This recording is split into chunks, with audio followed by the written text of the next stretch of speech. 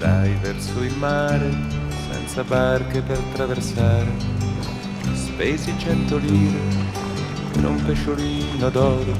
Andai verso il mare senza barche per traversare, spesi 100 lire per un pesciolino cieco.